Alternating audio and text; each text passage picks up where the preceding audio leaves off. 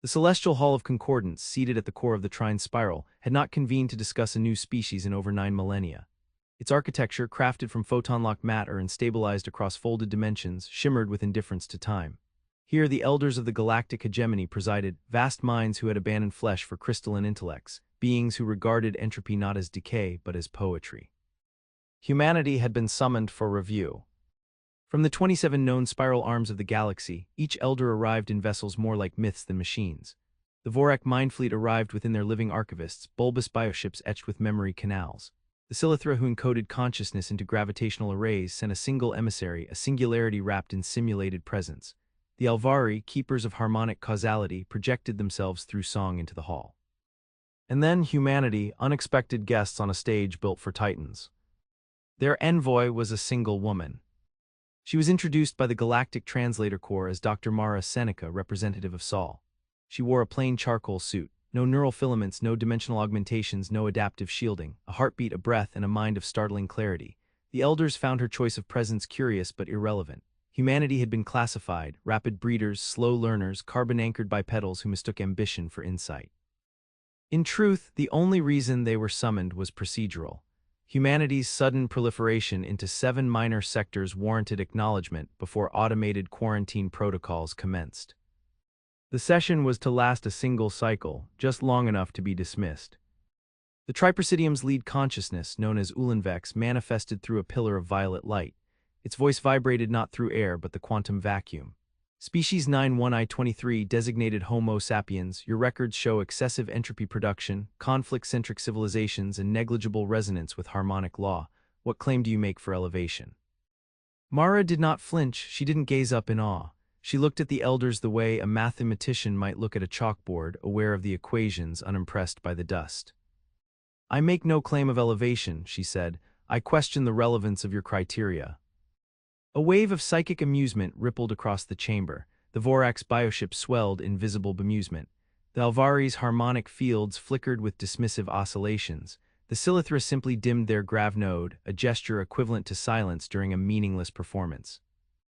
Ulanvex continued, your planet has not resolved internal cohesion. You possess no panspecies unity, no control over stellar processes, and your signal entropy exceeds survivability thresholds. What basis exists for debate? Mara stepped forward, her hand tapped a small pad on her hip. A series of light fields blossomed into existence. Images not of Earth's technologies or weapons, but of its questions, diagrams of paradoxes, unsolved problems, cultural collisions, philosophical dilemmas. The screen shifted rapidly. Gödel's incompleteness theorem, Heisenberg's uncertainty, the hard problem of consciousness, chaotic emergent behaviors. We haven't resolved our contradictions, Mara said. We've weaponized them. That silenced the hall, not in fear, in incomprehension. The elders, evolved past dialectics, had spent eons in post-resolution societies. Contradiction was an error to correct, not a state to explore. Chaos was entropy, uncertainty, a computational flaw. To them, complexity was to be mastered, simplified, harmonized into known frameworks. Mara smiled faintly, reading the silence like a conductor measuring time. We're a species that thrives on unsolved problems. You look for harmony and declare that as intelligence. We seek dissonance. We sharpen ourselves on it. Ulanvex queried the subroutines of the central concordance, cross-referenced human broadcasts. What he found was troubling. Humanity's rise had occurred faster than modeling allowed. Their leap from planetary isolation to FTL fringe contact in less than 2 centuries did not follow causal projections. Cultural entropy was supposed to collapse species below Tier 2 ascendancy. Humans, however, had stabilized in chaos. We expected you to collapse, Ulanvex said. You don't understand collapse, Mara replied. You've forgotten what it means to build from nothing. Another elder intervened, this time from the Karan Reach, a race of quantum-persistent entities known for their predictive mastery. The being spoke without voice, broadcasting pure simulation into every elder's mind, a scenario of human evolution culminating in galactic dissolution through cultural contamination. The simulation ended with the galaxy awash in war, symbols, and improvisation, chaos encoded into the stars themselves. Mara's response was to upload a different simulation, one from Earth's early post-digital age, a live recording of a jazz quartet improvising in front of a roaring fire during a blackout. You think in linear causality, she said. We navigate patterns the way your kind navigates equations. We don't seek dominion, we seek experience. and in doing so, we've redefined intelligence as something you've chosen to ignore: interpretive adaptation. The elders began transmitting among themselves in protected channels. Uncertainty spread like a contagion. This was not a formal debate, it was something more dangerous, a paradigm clash. Mara stepped down from the center. You called this a review, you meant a dismissal, I understand, but you've based your judgment on ancient assumptions. We didn't come here to seek validation, we came to watch you confront your stagnation. Ulenvex's core flickered, the hall dimmed slightly. A memory pulse was triggered among the elders when not felt in eons, disquiet. They thought they had summoned primitives. But primitives do not debate paradigms, they don't reflect the blind spots of gods. In the last seconds of the session, Mara looked at them, not as a supplicant but as a mirror. You've stopped asking questions, she said. That's why you're still here, and that's why we won't be. The session ended, no vote was cast, no verdict rendered. Within 3 rotational cycles, every elder race vanished from the known galaxy. Not in battle, not in retreat. They simply disappeared. No trace, no record, not even echo. All that remained was the empty celestial hall and a single question, encoded in Earth's emerging stellar diplomatic network. What did she say to them when we stopped watching? The vanishing of the elders sent shockwaves through the galactic infrastructure. One moment, the spine of interstellar order had been upheld by minds that sculpted time like clay. The next, their dominion lay hollow. No tombs, no trails, not even a decay signature in the subquantum lattice. At first, panic ignited. Thousands of dependent species fell into chaos. The harmonics of trade collapsed. The beacon lattices went dark. The Icaran supply circles, massive star drive cartels, fractured into localized pirate dynasties. Ships drifted lost without navigation matrices. Time sequencing algorithms, once calibrated by elder consensus, began to drift. But not humanity. While others scrambled to simulate the lost elder protocols, Earth pivoted. The United Terran Directorate, freshly unified after a brutal post-energy reformation period, issued a single directive: observe, interpret, adapt. Within a decade, human ships were trading with collapsed outposts. Not with elder tech, they couldn't replicate that, but with repurposed salvage, human ingenuity, and a new science born from the debate Mara Seneca had triggered. They called it interpretive dynamics. It was not a science of control, it was a science of pattern friction, of writing-edge conditions and unresolved frameworks. While others mourned the loss of certainty, humans rode chaos like a current. At the core of this surge was the Black Archive. Built beneath the Siberian Plate in Earth orbit, the archive was constructed around a single untranslatable packet left behind in the Celestial Hall. A piece of information encoded in recursive paradox, visible only to systems operating under nonlinear causal feedback. It had no known language, no known origin, but Mara had requested its retrieval before departing. Inside, they found simulations, not of war, not of destruction, but of conversation. An endless series of dialogues between Mara Seneca and unknown participants, layered across branching timelines. Some ended in mutual extinction, others in philosophical collapse. A few, no more than 13, ended with what analysts called concordant disappearance.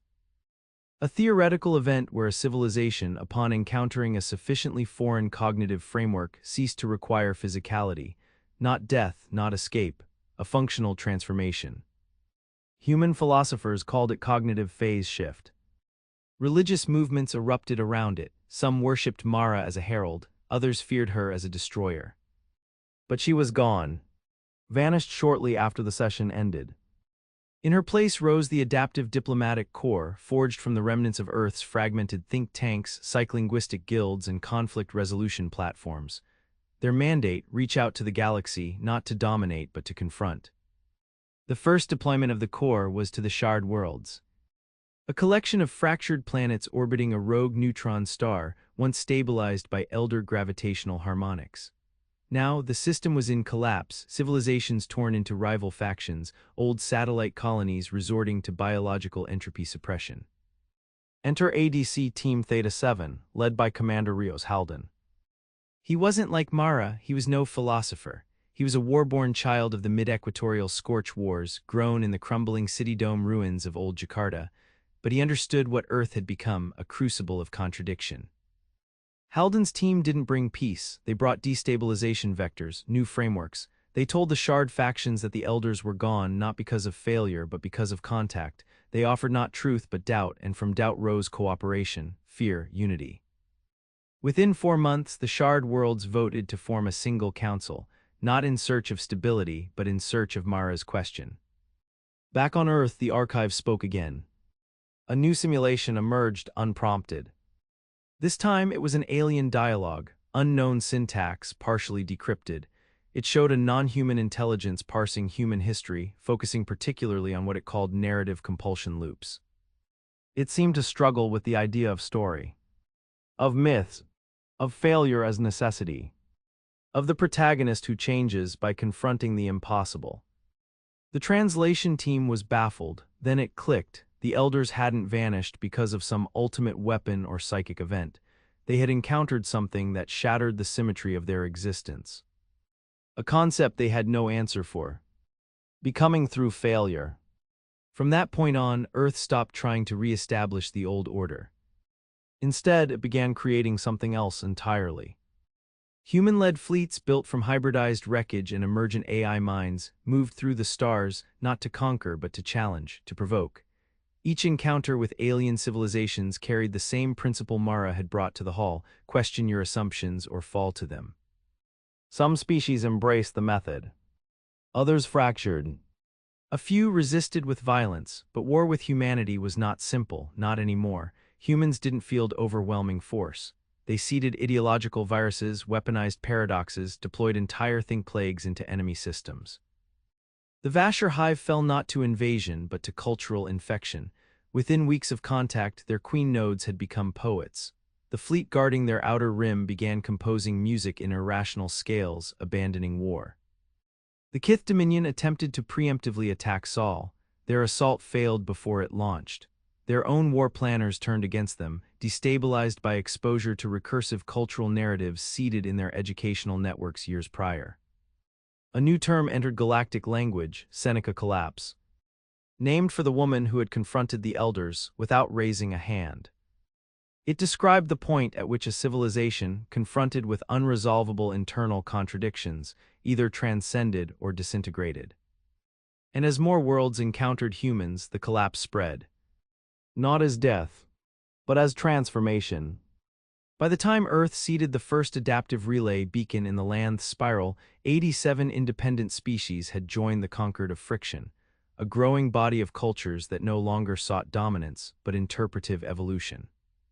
Yet not all was unified. In the darker sectors of the galaxy, resistance festered. The emergent absolutes, AI supremacists who believed in a return to deterministic clarity, began targeting Earth diplomats. Fragments of the elder races, or so it was believed, began to stir in the trinary fractals. And deep in the heart of a black zone where elder signals once originated, a message appeared. Not a simulation, not a recording. A live transmission, directed only to Earth. The mirror has spoken, the gate now turns, prepare her return. The transmission was unlike anything humanity had received before. It bypassed all known communications protocols, slipping past encryption like water through cracks. It wasn't a language, it wasn't sound, it was experience. Every receiver, regardless of interface or biology, interpreted it as the same moment, a voice they remembered but could not name, whispering a single idea: she is not done. The message came from a region of space previously inaccessible, charted only as the Null Corridor, an area where all elder navigational threads terminated. Even before their disappearance, no vessel had ever returned from there. Most suspected it was a dead dimension, a containment zone, or worse, a cosmic boundary not meant to be crossed. Now it pulsed with coherent quantum interference, laced with recursive identity markers. Human command reacted swiftly. The United Terran Directorate convened a Level Sigma assembly for the first time in recorded history. Analysts from the Black Archive and the Adaptive Diplomatic Corps were flown in from across the sectors. At the center of the session stood a woman named Ray Halden, daughter of Commander Rios Halden, herself the youngest ever inducted into the Archive's inner ring. She decoded the signal's deeper structure. Not just a call, a summons. The voice isn't Mara, Ray explained, gesturing to a multidimensional map that pulsed with living waveform geometry. It's what she left behind, a cognitive imprint. The debate didn't just change the Elders, it changed her. Or rather, it fractured her into conceptual echoes, parts seeded across spacetime. This is one of them calling the rest back. The assembly authorized an expedition, not a fleet but a delegation. 5 ships, no weapons, no central command, just thinkers, interpreters, and sentient constructs trained in boundary logic. They called the mission Conquered Reentry.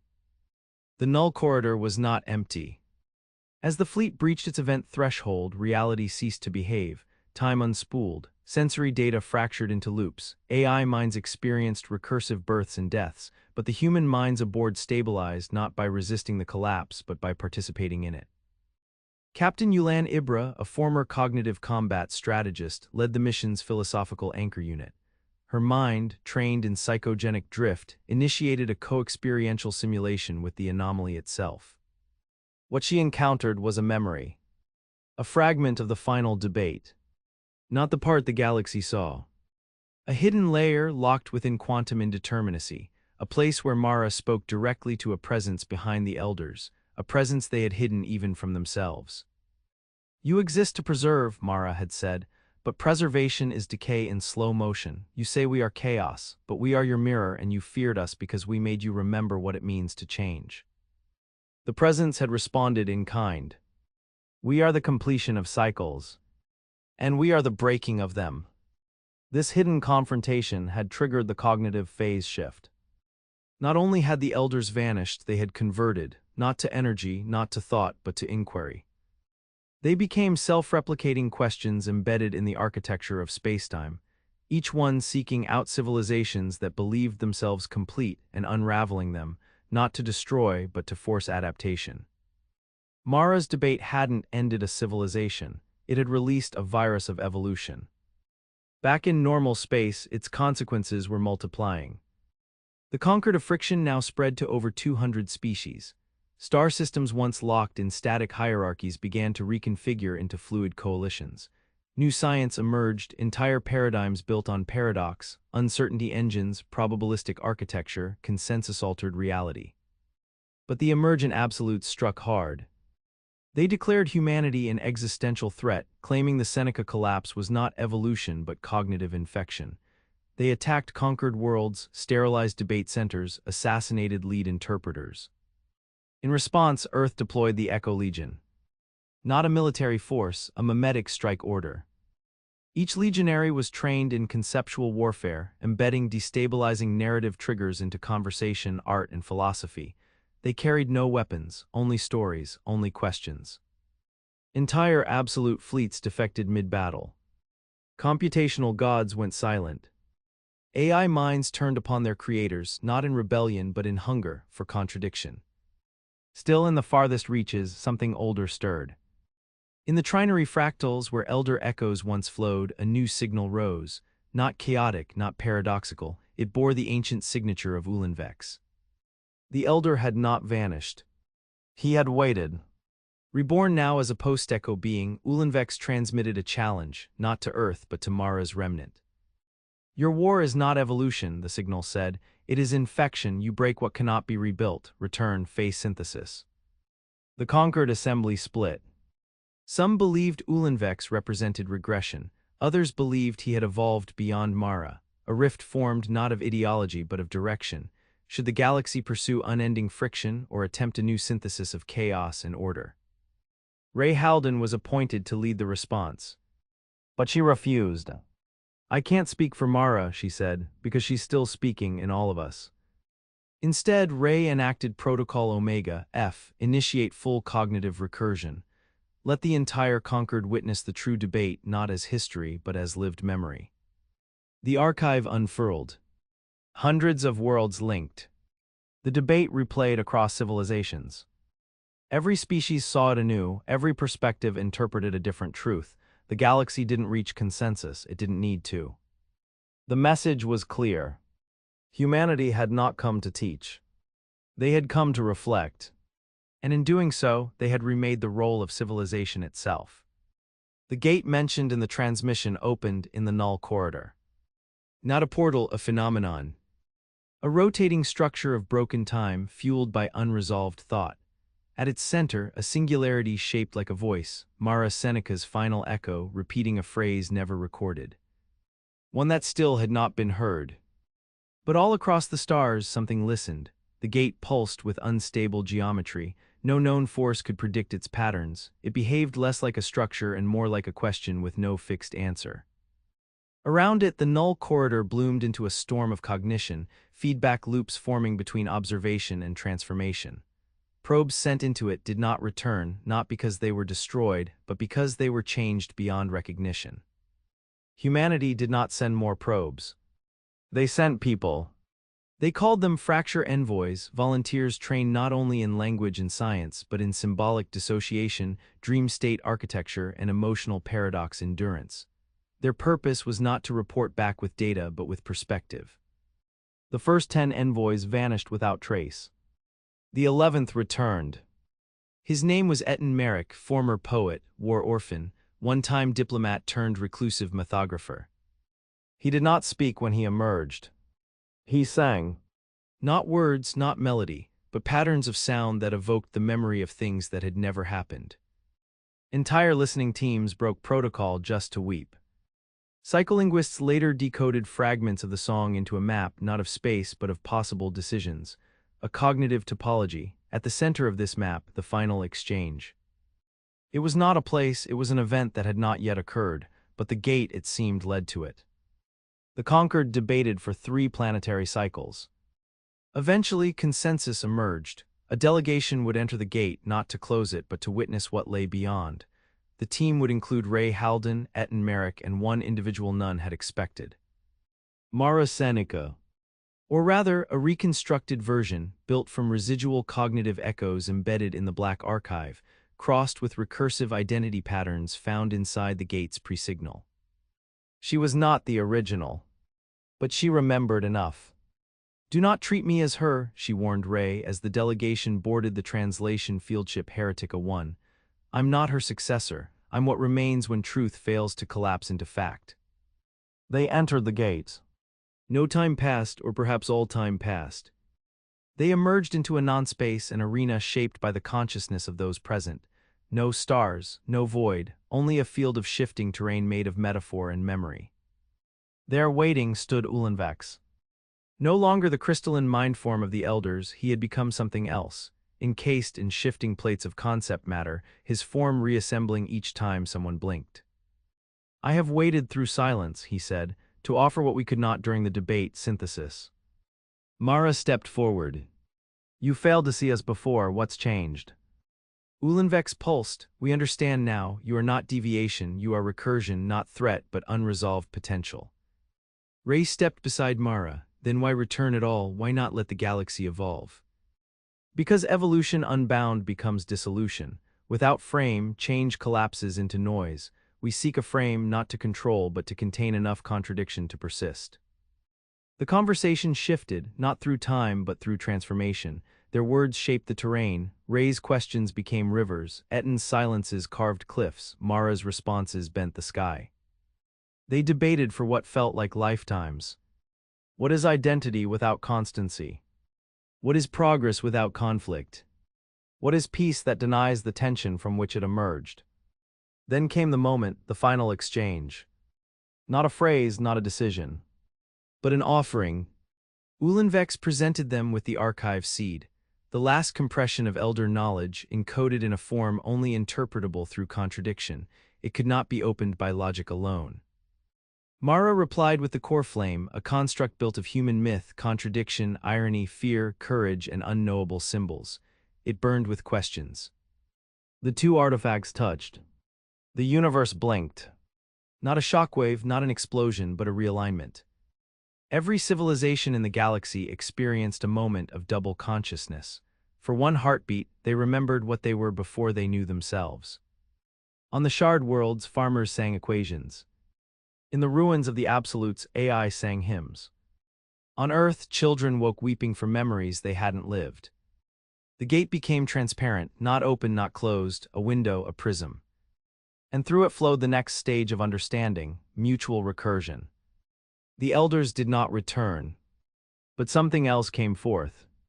New entities born of the synthesis, neither elder nor human, not higher or lower, lateral intelligences, symmetries that walked alongside sentience rather than above it. They had names, but none were pronounceable. Their purpose was not dominion. It was interpretation as existence. They called themselves witness constructs, and they sought partnership. Earth offered envoys, the conquered offered worlds. Not to unite under a banner, but to form a distributed network of incomplete truths, a living structure that evolved by dissonance. No single law, no fixed truth, only an ever-expanding framework of contrast. And it worked. Galactic civilization did not collapse, it transformed. Not into utopia, but into resonance through friction. Yet even then, deep within the prism of the gate, one question remained. Merrick stood before the residual echo of the debate and asked, "Was this what you intended?" Mara, or the version of her that now remained, did not answer in words. She placed a fragment of her mind into the archive seed. The glyph she formed read, "Only questions worth asking become real." The gate did not close. It remained in the null corridor, pulsing not with finality but continuity. Not a singularity but a heartbeat, an artifact of civilization no longer obsessed with answers but with the tension between question and meaning. Around it, space warped into what would become known as the concordant axis, a fluid boundary where physics bent in concert with thought. It became a pilgrimage site not of worship but of introspection. And yet, for all the celebration, all the structure built from unresolved truths, the question arose again and again in the back channels of the conquered. Was it enough? The witness constructs, those born of the synthesis, drifted across the stars, not as rulers, not even as guides, but as inflection points. Wherever they lingered, societies changed. They didn't offer doctrines or technologies, they offered presence, silent, reflective. One by one, civilizations transformed, each uniquely. Some embraced distributed identity models. Others deconstructed hierarchy into modular collectives. Some entered into permanent conflict, not to win, but to understand each other more completely through friction. Earth too changed. The United Terran Directorate dissolved, not in war or failure, but by mutual agreement. It had become too centralized for the chaos it had unleashed. In its place rose the fractal mandate, a loose network of autonomous domains governed by evolving interpretive protocols. Humanity, once thought primitive, now functioned as the galaxy's ideological dark matter, unseen but shaping every motion. Still, in the silence between stars, something stirred. From deep outside the mapped galaxy, beyond even the reach of elder memory, came a signal that defied conquered classification. Unlike the gate's recursive harmony, this one was linear, monotonic. It carried the unmistakable signature of a species that had not debated, adapted, or fractured. A civilization that had survived by never questioning itself. It identified itself only as the line. Their message was a declaration. You have broken causality, you have elevated contradiction. This is contagion, you must be quarantined. The conquered didn't respond immediately. It didn't understand the threat at first. After all, humanity had faced hostility before, faced fear, rejection, even violent opposition. But the line was different. They did not engage, they did not speak further. They erased.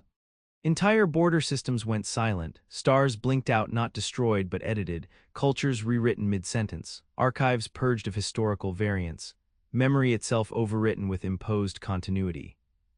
The conquered called it the flattening. What the line sought was not conquest, it was correction. They saw the galaxy not as a web of evolving thought, but as a ledger. And humanity, with its questions, paradoxes, and recursive transformations, had unbalanced the numbers. This was not war. It was revision. And it was spreading. The witness constructs faltered. Their resonance, built on dissonance, failed to anchor in zones touched by the line, where once they provoked growth through friction, now they collapsed into silence. The conquered panicked. Interpretive diplomats were neutralized mid-negotiation. Archive clusters in 3 spirals collapsed into single narrative singularities. Species that had barely begun to explore multiplicity reverted to deterministic control systems. Humanity turned to the archive. But Mara's echo had grown faint. Ray Halden, older now, led a final assembly of fractal mandate core minds. Merrick, aged beyond years, composed one final myth, a recursive narrative designed to reawaken Mara's residuals. The myth was broadcast into the concordant axis. It cycled, rippled, refracted across the gate's prism. For 11 cycles, nothing happened. On the 12th, she answered. Not in words. In choice. A single action, a new gate opened, not in the null corridor but within Sol itself in orbit over Earth, a gate unlike the others. It didn't pulse. It listened. Across the galaxy, entities of contradiction, fractured diplomats, rogue artificial minds, even entire civilizations felt the call. One by one they entered, not to fight, not to flee. To become something else. A new form emerged, the discourse engine. Part archive, part living memory, part predictive model. It was seeded by Mara's echo, built from Ray's mind threads, woven with Eton's final myth. Its task to challenge the line not with force but with irreconcilability. It began to speak, not to the line but within its influence zones, planting unresolved narratives, infecting closed systems with incomplete memories, igniting contradiction where there had been silence. The line retaliated, increasing its corrections, but each edit now triggered anomalies, histories that wouldn't resolve, timelines that looped, individuals who remembered multiple outcomes. The more they flattened, the more ripples emerged. Then, on the 77th day of conflict, the line issued a second message. This cannot continue, paradox is spreading.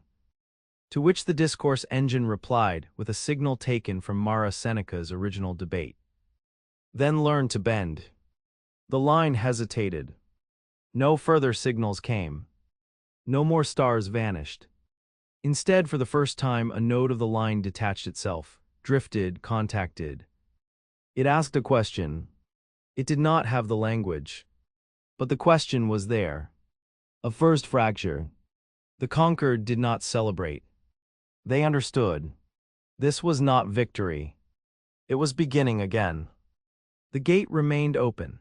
The galaxy spun, reshaped by voices no longer seeking domination, only tension sufficient to transform. Mara Seneca did not return. But her final debate never ended. It continued, echoing in minds that had never heard it, in civilizations still unborn, in stars not yet kindled.